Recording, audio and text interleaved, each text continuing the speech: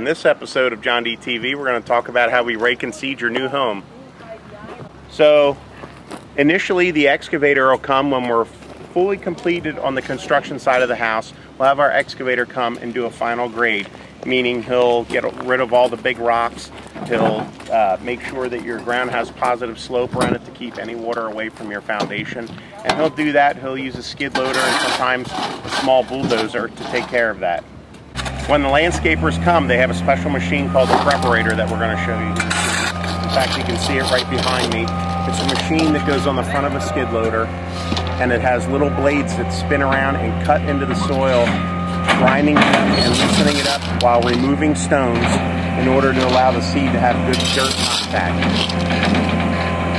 They'll get in as close as they can in all areas with the machine to get the seed loosened up and get the rakes out, and rake the stones out. And then the men will come along with hand rakes to fine tune around the edges. So right now we're at the stage where they're going to apply the seed directly to the soil. You'll see them walk around with their spreaders, and they go around and make sure that they have good seed coverage. Using the same spreader, they'll apply the fertilizer at this stage before they install the straw. So we prepare the soil like we discussed earlier, where you saw where there was just dirt down.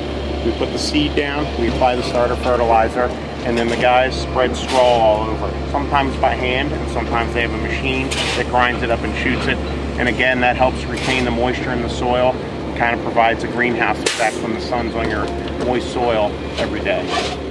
In this area, you can see that there is a straw down. There's also a netting on here that, so the dirt was prepared. We put the seed and starter fertilizer down.